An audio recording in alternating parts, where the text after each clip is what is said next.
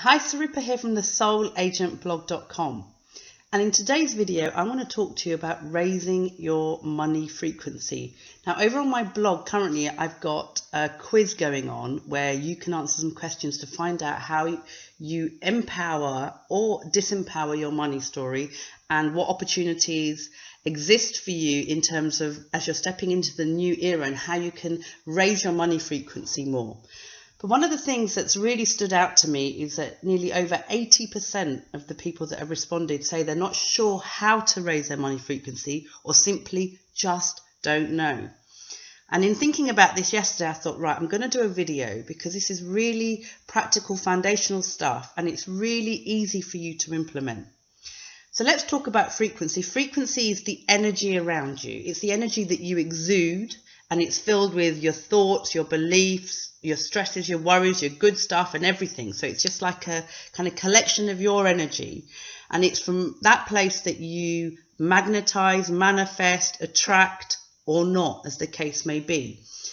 And when your frequency is low, what you'll find is that you're unmotivated, you don't feel very creative, you don't feel successful, you feel like everything that you're doing is really not working enough, and you're just feeling that slight kind of despondency, almost like you want to stop. You want to stop doing your business today. You need a break. You want to go back to bed. You want to watch TV. You don't feel like it. You feel afraid and you want to be smaller because you're more worried. You're in that kind of headspace of worry. You're in that emotional place of maybe wanting to cry or feeling like you are crying, and it's that kind of place where it's just discombobulation. You're not feeling like you can move forward.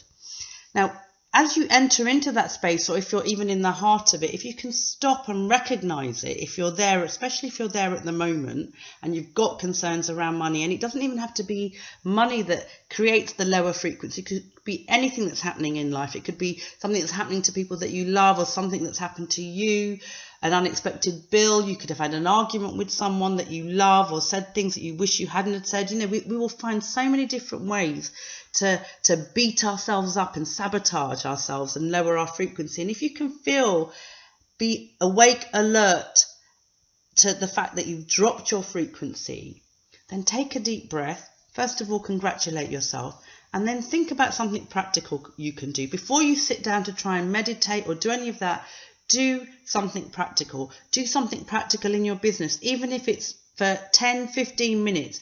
Be practical. Do some journaling. Use your hands. Go for a really brisk walk. Take yourself out of the physical environment that you're in, where you've been feeling that worry, or where you always feel that worry, and change the energy of where you are and what you're doing.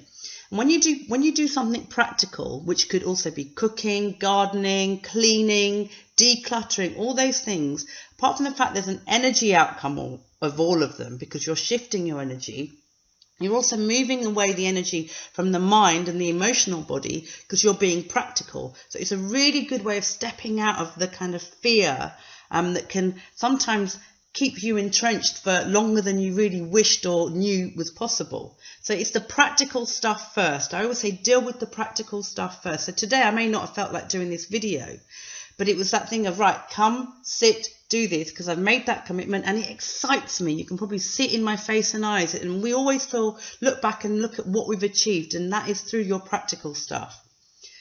Then you do the energy work. Now, this is where I know a lot of people have said, hey, I'm not really sure what you mean by energy work. So one of the ways to do energy work is to use affirmations. I've done a video recently, and I'll put a link to it in the comments below, to use a money affirmation. And when you're in that funk and in that place where you know your energy has dropped and you're feeling like you want to be invisible and small and you're just wanting to retract more and more, say your affirmation, whether it's 1, 2 or 3 money affirmations. Keep repeating them like you're taking that sort of spiritual antibiotic till you feel your energy is lifting to the point that you're almost dancing with it, like you're bouncing with it, you're dancing with it. It's filling you as it's raising your energy. And dancing is another really brilliant way to shift the energy around you, because in ancient traditions, dance was used to get into those altered states. So you can dance your way. Put music on that you love, not slow, sad music that's going to make you cry. Something that's got that beat that you like, that's going to make you smile, and you can dance and feel really, really good. I'm sure you've got loads of songs like that, because I know I certainly have. And you just let yourself feel good, because if you feel good, your energy is being raised. And when your energy is being raised, it has the knock-on effect on not just your money story, on everything that you're doing. The third and most well-known area is meditation. Now, a lot of people, when they're in that funk, will use meditation to kind of sit there and close their eyes and ask why, and use it to almost have a kind of nap away from life, to detach. And there are some really specific money meditations, and this is the only type of meditation that I suggest at a time when you know that your money frequency has dropped. It's really important that you don't just go off to use meditation as a way of beating yourself up, or just kind of removing yourself from reality for a little while and ticking a box of saying, I've done something. Use specific processes around money meditations to shift that energy, because it will go straight to the core and it will allow the energy to do the work, and it makes it all a lot easier. And at my December the 18th workshop, we're going to be doing a lot of meditation work, and you're going to have all the meditations to take away and use with you from that point onwards, so you can use them all throughout 2016 and beyond to ensure that you are raising your money frequency, your money vibration. And a third area that I always do for myself and suggest to all my clients, and I'm sharing with you now, is to go and spend some money. It may seem counterintuitive to think, well, I haven't got any, and this might be the last bit that I've got.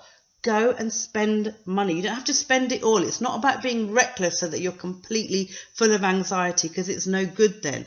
But go and get that hot chocolate that you love. Go and get your nails done. Go and get your hair done. Go to the cinema. Go and have that meal somewhere that you have told yourself you have to wait because it's not, you haven't got the money and you're not sure that you should be spending.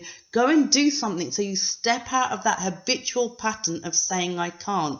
Because that was another area where people have responded in the money quiz to share that they do often use the I can't afford it. You're affirming it and you're staying entrenched in lack energy when you're doing that. So it's about shifting the energy, changing those habits, changing those patterns, and allowing yourself to say, okay, this is going on. This is what's happening really at the moment. I've had some bad news, or I've got some real difficult money bills that have come in, and I've got to raise my game. I've got to raise my frequency, not get into a place of worry. And we're going to be looking at this really deeply in London on December the 18th at the Money Healing Workshop, and the link is below, thesoulagentblog.com/2015 Money Healing Workshop. And we're going to be looking at those habits and patterns that you have, habits and patterns that are from the old paradigm and that are no longer going to be fit for purpose as we move into the new era. And I'm going to be sharing with you how you can recognize when those patterns are unconsciously creeping back, and how you can continuously not only keep your energy, your money energy and your energy in general, the frequency high and raised, but how you can continue expanding and expanding and expanding that.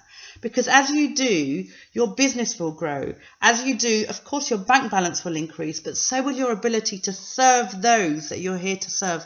Because you know as well as I do, when you've got money worries, you find that you get caught in that rut, and there's very little you can do until you stop allowing yourself to drop your energy. So I would love for you to check out the link below. I'll see you on December the 18th if you are to be there. Get yourself to London. It's going to be a great day. It's going to be a deep exploration, and you're going to come out with a blueprint for 2016 so you can raise your money frequency and sustain it, which is going to be the most important thing. And do share this video with others, and share in comments below what else you would add to what I've shared. What little tricks do you use to keep that money frequency of yours high? And until then, sending you much love.